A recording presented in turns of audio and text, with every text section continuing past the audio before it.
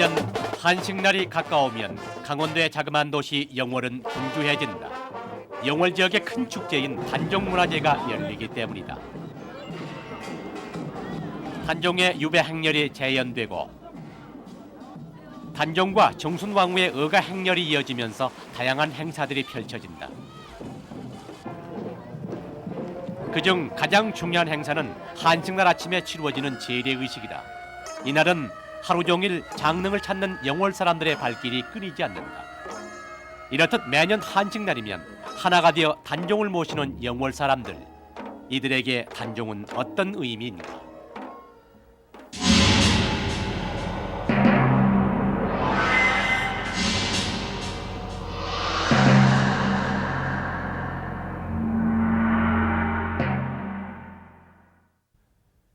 단종은 우리에게 비운의 왕으로 알려져 있습니다. 12살의 어린 나이에 왕위에 올랐지만 삼촌 수양대군에게 왕위를 빼앗기고 결국 죽임을 당한 인물이었죠. 그런 단종이 앞에서 보신 바와 같이 매년 한식날 영월 지역에서 모셔지고 있습니다. 매년 한식날. 한식날은 일반적으로 조상의 묘를 찾는 날입니다. 그런데 그날 영월 사람들은 조상의 묘를 찾듯 단종의 묘를 찾아 참배를 합니다. 더구나 영월 지역에서 단종의 재래의식이 행해진 건 310년 전부터입니다. 그리고 30년 전부터는 단종문화제라고 이름을 바뀌어서 영월 사람들이 한데 어우러지는 지역 축제가 되었습니다. 역대 조선 왕 중에서 지역 주민들에게 이렇게 오랫동안 모셔진 왕은 단종이 유일합니다. 그런데 더 놀라운 것은 영월 사람들에게 단종은 단지 단종문화제 때만 기억되고 모셔지는 것이 아니라 단종은 영월 사람들의 생활 곳곳에 살아 있습니다. 그래서 이제 구색을 맞춰가지고 좀 기르면 아마 좀 더 낫지 않을까. 예, 저 2,000원이에요? 예, 감사합니다. 예, 안녕하세요. 예. 영월 시내에서 수족관을 운영하고 있는 박효상 씨. 세평 남짓한 그의 가게 한켠엔 역사책들이 꽂혀 있다. 단종에 관련된 자료라면 뭐든 빠짐없이 읽고 학회나 모임이 있을 때면 가게 문마저 닫고 달려갈 정도로 박효상 씨의 단종에 대한 관심은 유별나다.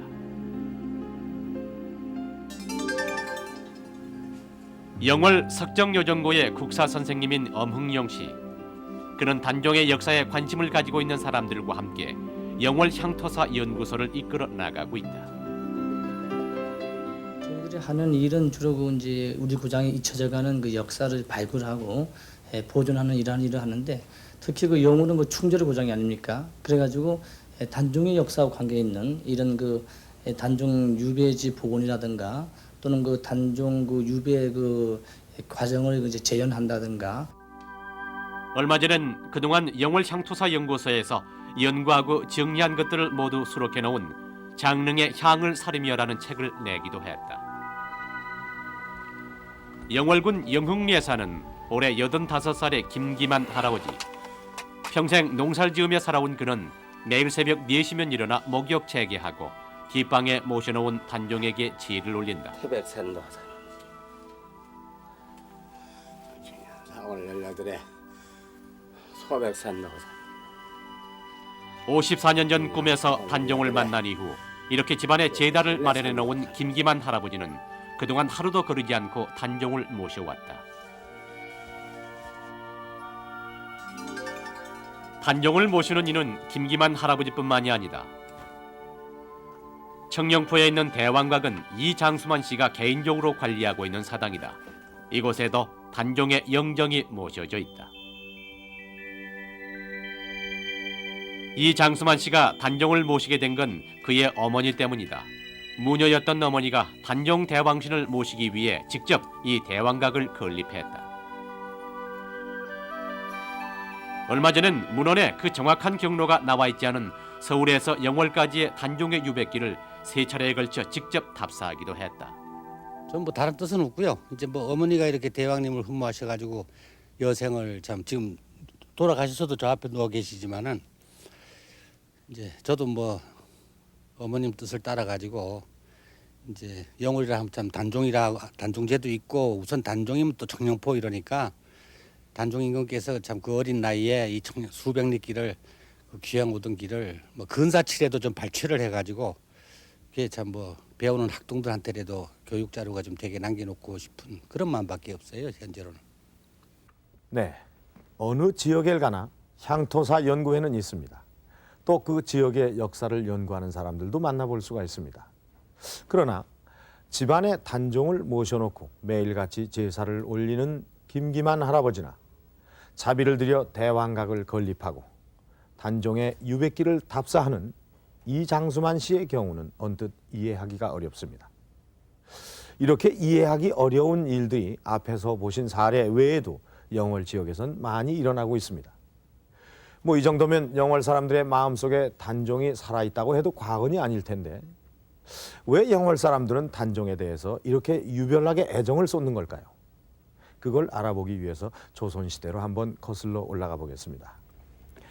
윤소희 씨, 네. 이 단종이 삼촌에게 왕위를 뺏기고 어린 나이에 그 비운의 생애를 마쳐야 했던 그런 왕으로 알고 있는데 단종에 대해서 좀 더 자세히 알아볼 수 있을까요? 네. 단종이 어떻게 해서 비운의 왕이 되었는지를 실록을 통해서 간략히 소개해드리겠습니다. 단종은 1452년 5월 14일에 경복궁 근정전에서 왕위에 오릅니다. 이때 단종의 나이는 12살, 아주 어린 나이에 보위에 오른 거죠. 그런데 단종이 즉위한 다음 해에 계유정난이 일어납니다. 단종의 삼촌인 수양대군이 김종서, 황보인 등 당시 가장 영향력이 컸던 조정 대신들을 죽이고 자신의 동생인 안평대군까지 귀양 보내는 사건이죠. 이 사건으로 수양대군이 정권을 장악하게 되고 결국 단종은 왕위에 오른 지 3년 뒤인 1455년 6월에 수양대군에게 왕위를 물려주고 상왕으로 물러납니다. 하지만 불행은 여기서 그치지 않습니다. 수양대군이 왕위에 오른 뒤 단종을 복위시키려는 모의가 여러 차례 일어났는데요. 그중 대표적인 것이 성산문, 박팽년 등 집현전 학자들이 중심이 된 복위 계획이었습니다. 결국 이들은 그 계획이 발각돼서 세조에게 죽임을 당합니다. 그리고 이 사건의 여파는 단종에게까지 미칩니다. 단종은 사육신들의 복위 계획을 알고 있으면서도 세조에게 알리지 않았다고 해서 노산군으로 강봉되어 강원도 영월 땅으로 유배 보냈습니다. 이때 단종의 나이는 17살이었죠. 네, 수고하셨습니다. 그러니까 강원도 영월은 단종이 즉위한 지 5년 만에 노산군으로 강봉되어서 유배되었던 곳입니다. 강원도 영월이라.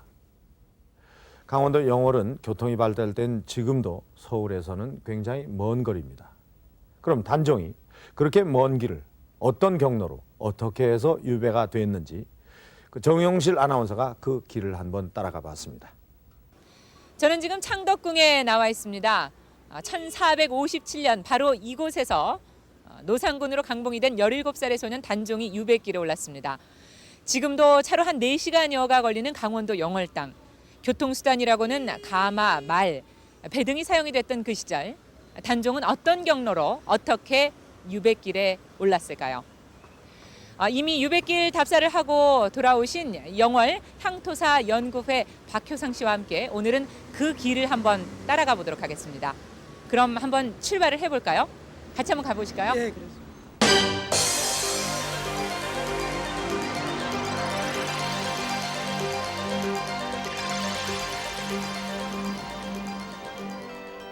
창덕궁을 출발한 단종의 유배 행렬이 처음 도착한 곳은 지금 광진구 화양동에 위치한 화양정터입니다. 실록에 의하면 세조는 당시 세종의 별장이 있던 이곳 화양정에서 환관 알로를 보내 잔치를 베풀어 주었다고 하는데요. 현재는 700년 된 느티나무가 그 흔적으로 남아 있습니다. 그런데 이제 이곳 화양정에서 영월까지는 공식적인 기록이 남아있질 않습니다. 지금 저희가 있는 화양정에서부터 영월까지의 유배길은 어떤 기록이나 문헌에는 나와 있지 않은데요. 그렇다면 그 길을 어떻게 추정해 볼 수가 있을까요? 실록에 의하면 단종이 노산군으로 강봉되어 군사 50명의 호종 속에 영월로 귀양 가게 되었습니다. 당시 그 많은 사람들이 움직이려면 숙식이 가장 큰 문제였을 텐데요. 이 문제를 해결하려면 당시 원이나 역이 있던 곳을 거치지 않을 수 없었을 것입니다. 따라서 역이나 원이 있던 곳을 연결해 보면은 유배길을 추정해 볼 수 있을 것입니다. 이제 이 지도를 근거로 유백길을 따라가 볼 텐데요. 화양정을 출발한 단종의 유배 행렬은 당시 서울과 강원 지방을 연결해주던 광나루터에 도착했습니다. 그리고 지금 천호대교 부근에 있던 광나루에서 단종은 배에 몸을 실었습니다.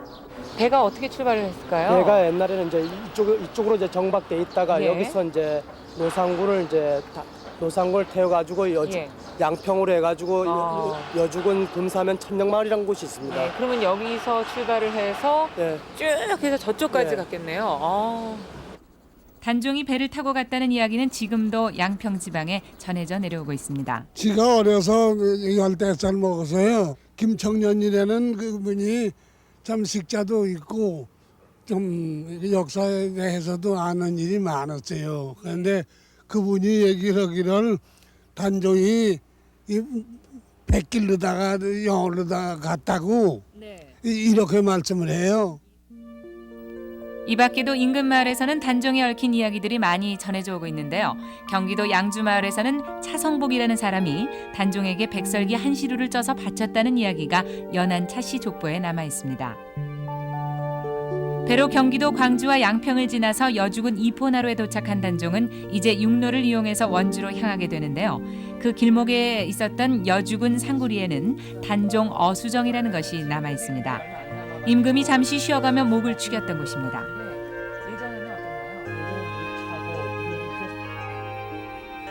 여주를 지나서 원주로 들어갈 때는 여주와 원주 사이를 흐르는 단강을 건너갔다고 하는데요. 그건 단강 초등학교 교정에 서 있는 600년 된 느티나무에 얽힌 이야기를 통해서 알 수 있습니다. 이 단종이 지난 이 나무 밑에다가 정자를 지어서 그래서 마을 사람들이 그 후에 여기를 단정리라고 했다고 합니다. 예, 단정리. 단종이 쉬어간 정자. 지금은 이 나무엔 10여 종의 새가 살고 있어서 초등학교 학생들에게는 더할 나위 없이 좋은 자연학습장이자 역사 교육장의 역할을 하고 있습니다. 원주에서 영월로 가는 길목에는 귀례라는 지명이 있습니다. 귀례 중학교 게시판에 있는 설명에 의하면 귀한 손님 단종이 지나갔다고 해서 붙여진 이름이라고 하지요. 귀례면을 지나면 이제 단종의 유백길도 막바지에 달하게 됩니다. 이곳은 원주에서 영월로 넘어가는 고개인 솔치제입니다. 지나온 경로를 한번 추정을 해보자면 단종은 옛 역사인 원주 신림역에서 하루를 묵고 황금마을을 거쳐서 바로 이곳 솔치제를 넘어서 영월 땅으로 들어갔습니다. 솔치제에서 단종의 유배지였던 영월 청령포까지는 80리길입니다. 그 길에는 가는 곳곳마다 단종에 얽힌 이야기와 흔적이 남아있는데요. 솔치제에 있는 어음정은 단종이 목을 축였던 우물터입니다. 이곳 쉼터는 당시 단종이 쉬어갔던 곳이고요. 군등치라는 고개는 임금이 올랐던 고개라고 해서 붙여진 이름입니다. 그리고 마지막으로 이 베일치를 넘으면 청룡포에 도착을 하게 되는데요. 그것을 안 단종이 석양 무렵에 이곳에서 마지막으로 한양을 향해서 절을 했다고 해서 베일치라는 이름이 붙여졌습니다. 드디어 청룡포에 도착을 했네요. 참 먼 길을 왔는데요. 힘들진 않으셨어요? 예, 별로 힘들지는 않았습니다. 오늘 정말 수고 많이 하셨습니다. 예, 감사합니다. 이 실록에 의하면 1457년 6월 22일에 출발한 이 유배 행렬이 7일 만인 6월 28일 바로 이곳 청룡포에 도착을 하게 됩니다. 지금 보기에도 삼면이 강으로 둘러져 있어서 절의 고도라고 느껴지는데요. 17살의 어린 단종의 눈에는 이곳 청룡포는 과연 어떻게 보였을까요? 왕위를 뺏기고 유배를 오게 된 그 회황과 울분, 그리고 낯선 땅 청룡포에서의 유배 생활에 대한 두려움과 초조함이 아니었을까요? 지금까지 단종 유배지 청룡포에서 정용실이었습니다. 네, 앞서 보신 바와 같이 540년 전 단종의 유배길에 대한 기록은 어떤 문헌에도 남아있지가 않습니다. 하지만 저희가 그 유배길을 추정해 볼 수 있었던 것은 당시 서울에서 영월까지 가는 길에는 단종에 대한 이야기나 그 흔적이 생각 외로 많이 남아 있었기 때문입니다. 그 이야기가 남아있는 길목만 연결을 해도 유배길을 추정할 수 있을 정도로 단종에 대한 이야기는 540년이 지난 지금까지 그 마을마다 생생하게 남아 있습니다. 그렇다면 왜 단종에 대한 이야기가 그렇게 오랫동안 전해져 오는 것일까요? 그것은 아마도 지금까지 영월 사람들의 마음속에 단종이 살아있는 것과 무관하지 않을 것 같은데, 그러면 이번에는 영월 청령포에서의 단종의 유배 생활이 어땠는지 지금도 그 흔적이 남아있는 영월 청령포로 가보겠습니다. 남한강 상류가 희가마 돌고 있어서 육지면서도 섬과 같은 느낌을 자아내는 이곳이 540년 전 단종이 유배 생활을 했던 청령포다. 삼면은 강으로 둘러싸여 있고 나머지 한쪽마저 기암 절벽이어서 한눈에 천혜의 유배지임을 알 수 있는 곳이다. 청령포 안에는 단종의 유배 생활을 짐작할 수 있는 여러 흔적들이 남아있다. 울창한 소나무 숲 사이에 세워진 단종 유지 비각은 영조가 단종의 유배지를 기리기 위해 세워놓은 것이고, 그 옆에 세워진 금표비는 외부인의 출입을 막기 위해서 영조가 세운 것이다. 단종의 말과 행동을 듣고 보았다 해서 관음송이라 이름이 붙여진 600년 된 소나무. 한양에 두고 온 부인 정순왕후를 생각하며 하나하나 쌓았다는 돌탑인 망향탑. 그리고 아침 저녁으로 올라와서 한양 쪽을 바라보며 외로움을 달랬다는 노산대. 당시 단종의 청령포 생활이 얼마나 외롭고 힘겨웠는지 짐작하게 해주는 유적들이다. 그럼 단종은 이 청령포 안 어디에서 어떻게 생활을 했을까? 얼마 전 강원대 발굴팀이 단종이 살았던 집터를 발굴해냈다.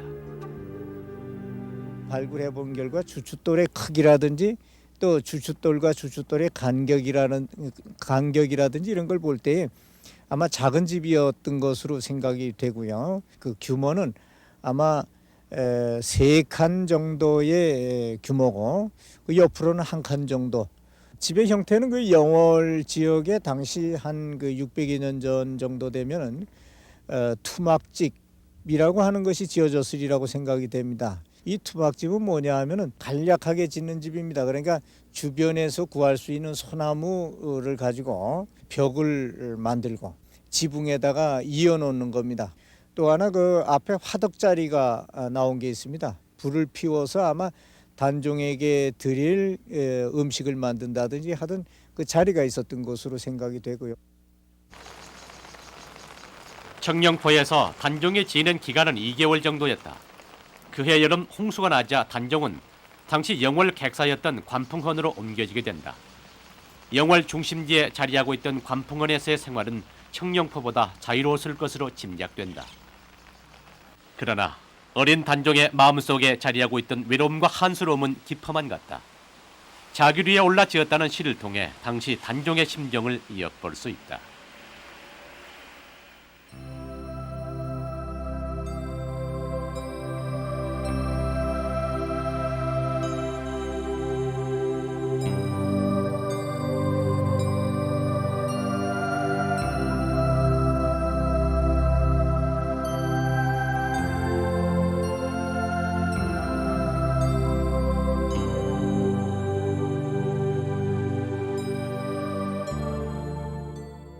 하늘은 귀머거리인가? 애달픈 이 하소연을 어이 듣지 못하는가? 삼촌에 의해 하루아침에 노산군으로 강봉되어 영월 땅으로 쫓겨와야 했던 것에 대한 울분과 회한, 그리고 무엇으로도 채울 수 없는 외로움이 17 나이에 지은 단종의 시에 절절히 배어 있습니다. 그러나 이 어렵고 힘겨운 유배 생활도 그리 오래 가지 않아 끝이 나고 맙니다. 단종이 유배를 떠난 지 얼마 되지 않아 세조의 동생이자 단종의 삼촌인 금성대군이 단종의 포기를 계획하다가 발각되는 사건이 일어나고 맙니다. 조정에선 대대적인 옥사가 일어나고 그 여파는 단종에게까지 이어집니다. 금성대군의 단종포기 사건이 있은 뒤 조정에선 그 처분에 대한 논의가 연일 계속된다. 1457년 10월의 실록엔 금성대군과 노산군이 거론되지 않은 날이 없을 정도다. 그 내용을 보면 지난번엔 노산군이 괴수이고 이번엔 금성대군이 괴수이니 이들을 법으로 처단하라는 의정부와 육조의 상소가 잇따랐고, 정치인들 또한 단종포기 사건에 화근이 되는 단종을 처벌해야 후환이 없을 것이라는 상소를 올린다. 이렇듯 1457년 9월과 10월 2달간 조정에서 끓이지 않았던 논의가 결국 10월 21일 그 종지부를 찍게 된다. 이날 세조실록에선 단종이 스스로 목매 죽었다고 기록하고 있다. 하지만 야사에는 세조가 사약을 내리자 단종이 잔심부름하던 공생을 시켜서 자신의 목을 감은 활주를 잡아당기도록 했다고 한다. 실록과 야사의 기록 중 어떤 것이 진실인지 알 수는 없다. 다만 선조실록에 나와 있는 기록으로 보아서 세조가 사약을 내린 것만은 사실인 것으로 여겨진다. 이렇게 해서 단종은 17살 한창 나이에 한많은 삶을 마감한다. 영월에서의 외롭고 힘겨웠던 유배 생활 4개월 만에 최후를 맞이한 것이다. 비운의 왕 단종은 이렇게 짧은 생을 살다가 그런 단종의 죽음을 안타깝게 여긴 왕방에는 사약을 내리고 서울로 돌아가는 길에 한 편의 시를 남겼다.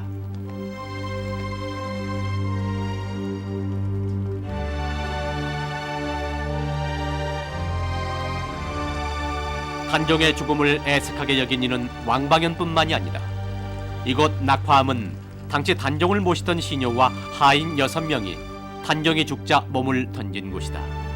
그들의 넋을 기리기 위해 낙화암 위엔 민충사라는 사당이 세워졌다. 단종은 이렇게 해서 17 어린 나이에 생을 마감하고 맙니다. 흔히 사실이 은폐될 때면 많은 유언비어가 떠돕니다. 단종의 죽음에 대해서 이렇게 많은 이야기가 전해지고 있는 것으로 당시 단종에 대한 사회적인 분위기가 어땠는지 짐작할 수가 있습니다. 그러니 동강에 버려진 단종의 시신을 선뜻 거둬들이기가 어려웠을 겁니다. 인조 때 남한갑이 쓴 병자록엔 당시의 상황을 이렇게 기록을 하고 있습니다. 옥체가 물에 둥둥 떠서 돌아다니다가 다시 돌아오곤 했는데 옥 같은 10손가락이 수면에 떠 있었다. 이러한 분위기 속에서 당시 단종의 시신을 거둔 이가 있습니다. 밤늦은 시간, 단종의 시신이 버려진 동강으로 4명의 장정이 다가왔다. 그들은 당시 영월 호장이었던 엄흥도와 그의 아들 3형제다.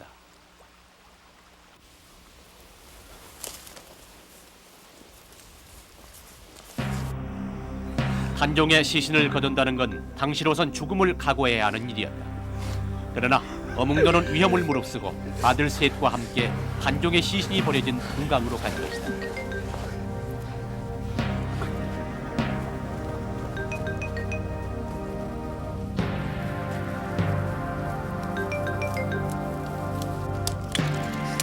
단종의 시신을 넣고 그들이 간 곳은 영월엄씨의 선산이었던 동물지산, 지금의 장릉짜리다. 단종의 시신을 묻은 엄흥도와 그의 3명의 아들은 그날 밤 이후 영월 땅에서 종족을 감추었다.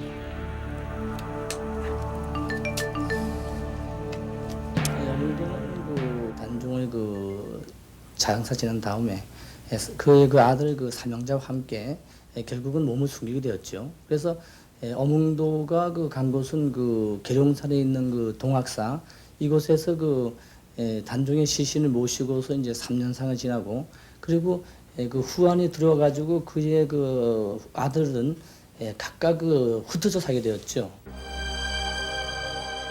이렇게 위험을 무릅쓰고 단종의 시신을 수습한 엄흥도는 큰아들과 함께 통학사로 간다. 그곳에서 생육신의 한 사람이었던 매월당 김시습 등과 함께 단종의 3년상을 지낸다.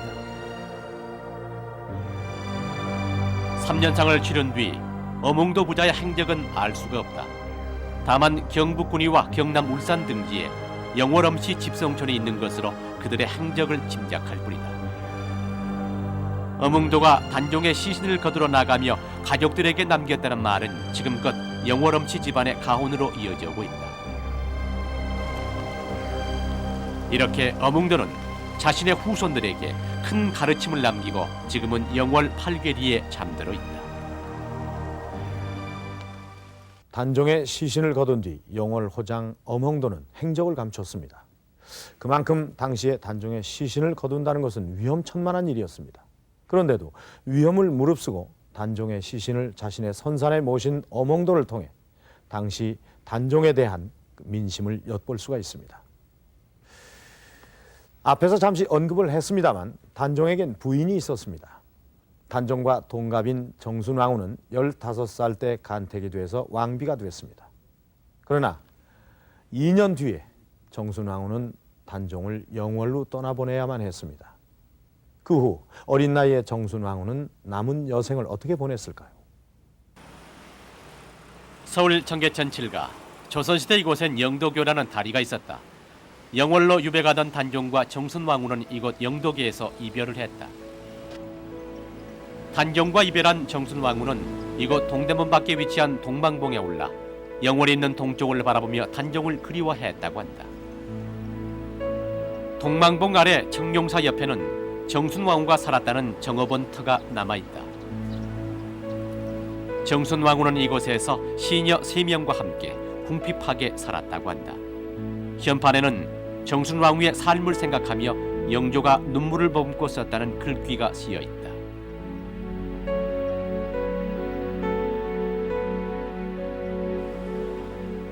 창신동 뒤에 있는 사찰 원각사엔 자주동천이라는 우물터가 있다.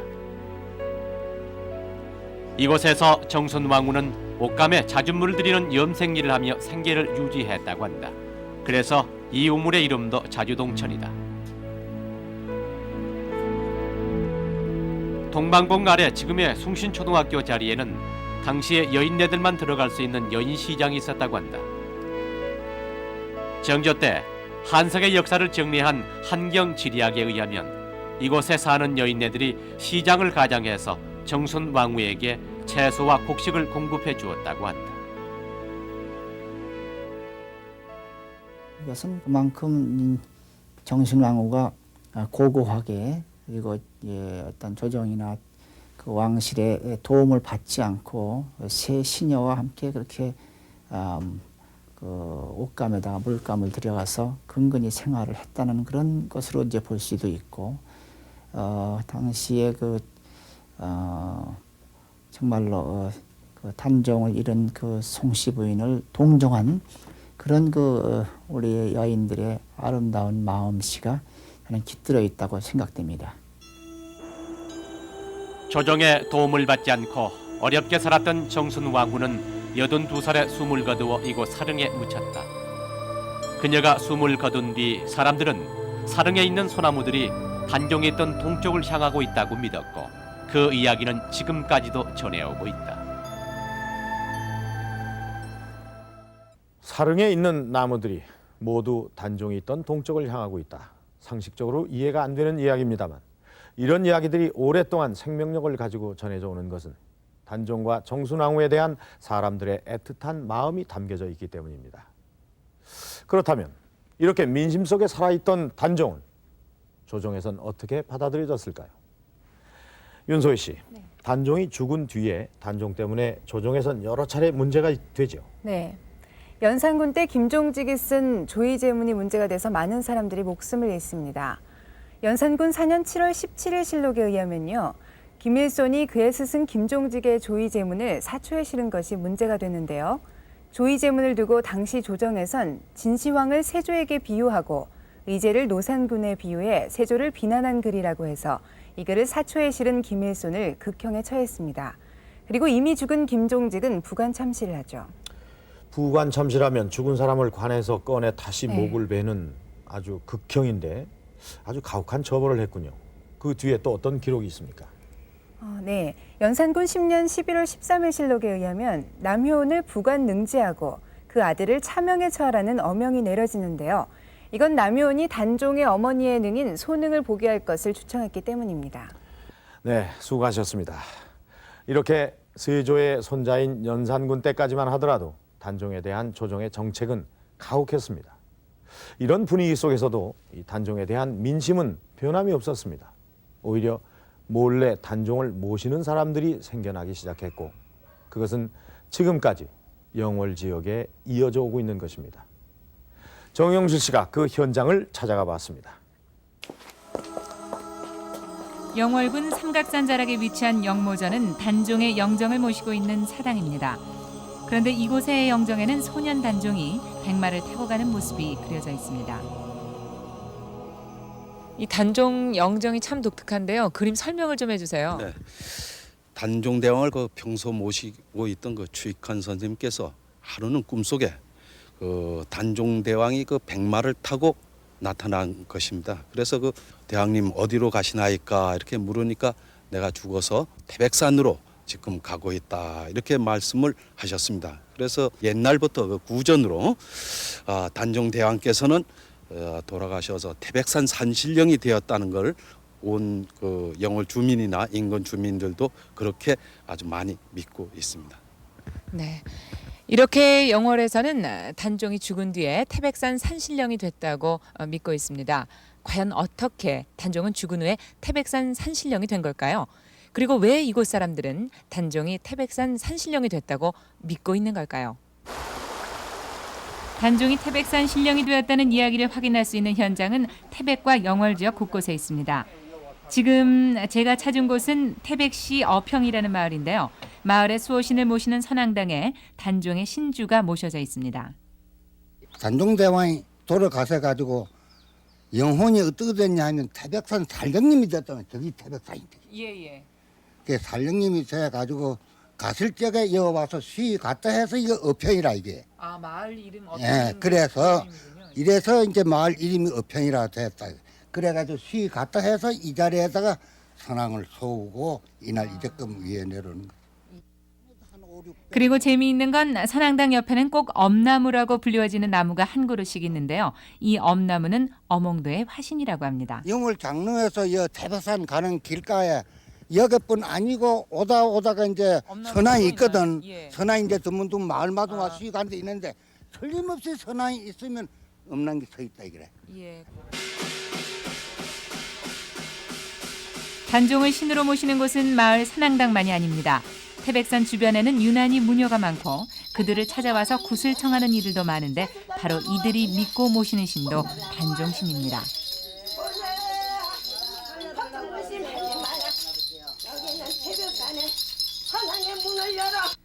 이렇게 마을 제사나 굿의 형태로 단종을 모시고 있는 곳은 영월과 태백 일대에 많이 퍼져 있습니다. 그렇다면 이 지역에서 왜 이렇게 단종을 신으로 모시는 걸까요? 다수 사람들은 그 억울하게 죽은 장군이나 인물신을 굳게 믿습니다. 그들은 그 한에 맺혀서 죽었기 때문에 그 한을 풀어줌으로써 다수 사람들이 그 마을의 그 안영과 그 다산을 가져온다고 믿습니다. 그래서 영월 지역민들도 단종을 통해서 그러한 문제를 해결하려고 하는 그 믿음이 오랫동안 존속해 왔습니다. 그런 사례로서 선앙제라든가 산신제라든가 또 마을굿 형태의 그 대왕굿 같은 경우와 그런 것을 볼 수 있습니다. 단종이 처음 신으로 모셔지게 된 곳은 마을 선앙당입니다. 억울하게 죽은 단종의 한을 달래주기 위해서 이 지역 사람들은 선앙당에 단종을 모시고 1년에 한 번씩 마을 사람들이 모두 모여 제사를 지냈던 거지요. 그러던 것이 민간 신앙으로 서서히 뿌리를 내리게 됩니다. 단종에게 제사를 지내면 마을의 안녕과 개인의 행복을 얻을 수 있다고 믿게 되는 겁니다. 그리고 이러한 마을 사람들의 강한 믿음으로 이제 단종은 태백산의 산신제와 마을굿 형태의 대왕굿에서도 모셔지게 됐습니다. 이렇게 태백과 영월 지역에서 단종이 신으로 모셔지게 된 건 단종의 한을 달래주기 위한 이 지역 사람들의 순수한 마음에서부터 출발한 것입니다.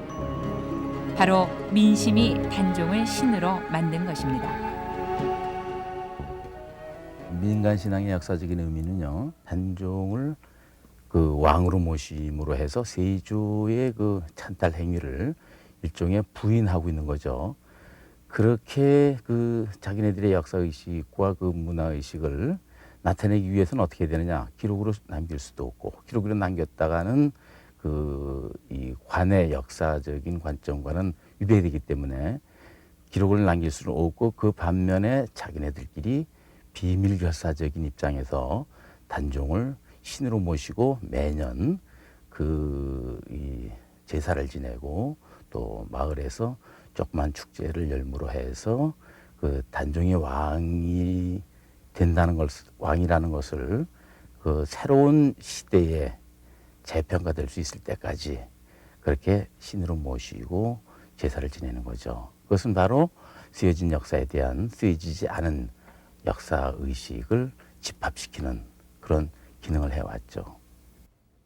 강원도 영월과 태백 지역 사람들의 단종신에 대한 믿음은 단순한 민간신앙으로만 보기는 어려울 것 같습니다. 그것은 기록되어질 수 없는 단종의 역사가 사람들의 마음속으로 스며들어간 것이기 때문입니다.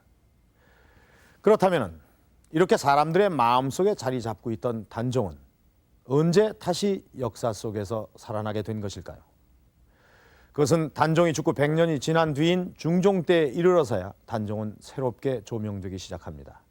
공식적으로 단종을 거론하는 일들이 많아집니다. 이는 당시 조정에 하나둘 등용되기 시작한 살인파와 깊은 관련이 있습니다. 초야에 묻혀 지내면서 민심과 무관할 수 없었던 살인파가 등장하면서 단종을 역사 속에 되살리기 위한 작업이 하나둘 진행되기 시작합니다. 중종 11년 12월 실록에선 처음으로 노산군의 묘에 취재했다는 기록이 나온다. 그 뒤 선조와 황해군대를 거치면서 단종의 묘엔 성물과 사당이 세워진다. 중종 이후 등용되기 시작한 살인파 학자들로 인해서 추진된 일들이다. 중종은 이 훈구파들의 실정을 바로잡기 위해서 살인파들을 적극적으로 등용을 했습니다. 그런데 살인파들은 이미 초기 지도자인 김종직 때부터 조의제문 같은 글을 써서 이 단종의 폐위가 부당하다 하는 주장을 했고 이 때문에 화를 당했습니다. 그래서 이 중종년간의 살인파들이 이 단종에 대한 재평가를 추진한 것은 당연하다라고 말할 수 있겠습니다. 그러나 단종의 묘를 꾸미고 제사를 지내면서도 정작 단종복에 대한 논의는 이루어지지 않는다. 그러던 것이 숙종 24년 9월 전형감 신규가 노산군 복에 대한 상소를 올리면서 조정에선 본격적인 논의가 시작된다. 당시 대신들의 의견은 두 가지로 나누어졌다. 우의정 이세백은 노산군의 일은 시골 난학과 어린아이조차 슬퍼하고 있는 일이니 민심을 받들어 포기해야 한다고 주장한다. 이에 반해 서종태를 비롯한 몇몇 대신들은 나라 사람들이 모두 슬퍼하는 일이지만 선조에 관계된 것이므로 쉽게 결정할 수 없다라며 신중론을 편다. 며칠간에 걸친 논의에도 결론이 맺어지지 않았다. 결국 숙종은 널리 의견을 물으라 했고 각 사의 관원들까지 합쳐 모두 491명의 의견서가 올라온다. 그러나 그 의견서에도 찬성과 반대 의견이 팽팽히 맞섰다.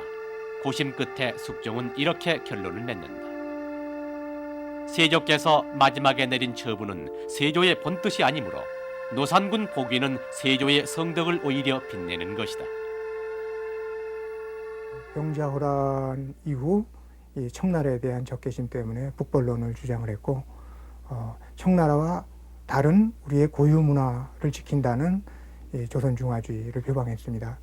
그런데 이 조선중화주의를 위한 사상이 바로 그 주자성리학이다 이렇게 이야기를 했습니다. 주자성리학에 의하면 단종은 도덕적으로 하자가 없고 세상 살아가는 도리를 다 했고 그리고 민심과 천심을 거스르지 않았다. 따라서 복이 되는 것이 당연하다. 이렇게 그 이야기가 됩니다. 숙종은 바로 신하들의 이러한 그 조선중화주의에 입각한 정명론을 받아들여서 복위를 결심했다라고 말할 수 있습니다. 이렇게 해서 노산군은 죽은 지 241년 만에 단종으로 복위하게 된다. 그리고 모든 역사적 기록 역시 노산군에서 단종으로 바뀌게 된다. 그리고 그동안 노산묘로 불리워지던 묘도 장릉이라는 능호를 받고 왕릉의 모습을 갖추게 된다. 이렇게 해서 단종은 공식적인 역사의 기록에 자리하게 되는 것이다. 지금 우리는 단종이 241년 만에 어떻게 다시 복위가 됐는지 그 과정을 살펴봤습니다. 실로 어려운 과정을 통해서 단종은 다시 복위가 됐습니다. 단종이 복위 되는데 결정적인 역할을 했던 것, 그것은 바로 민심이었습니다.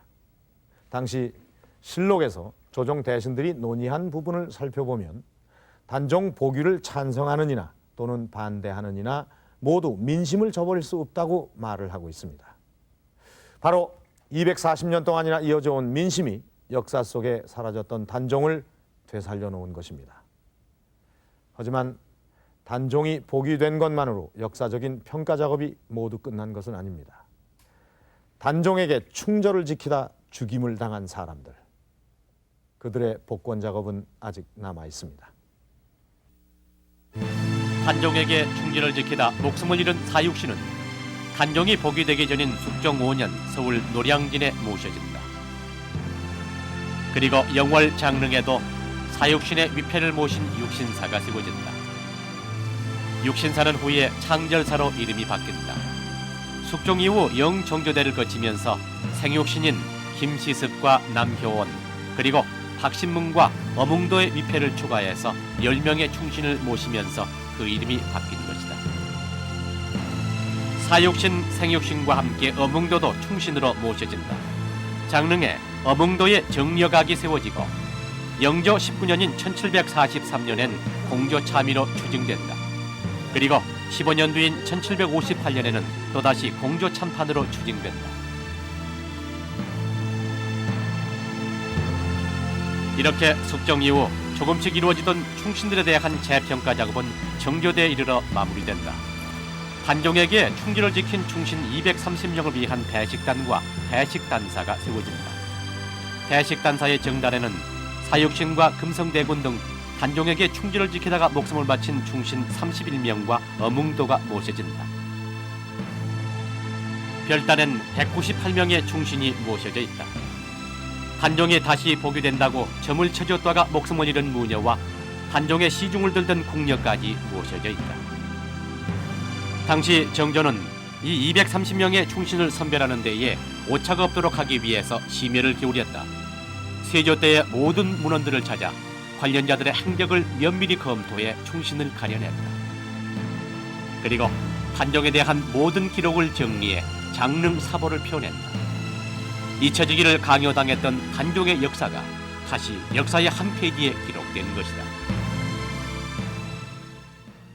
지금까지 우리는 단종의 폐위와 죽음, 그리고 그로부터 200년 뒤에 이루어진 단종의 복위 과정까지 무려 2세기에 걸쳐 진행된 역사적인 사건을 살펴봤습니다.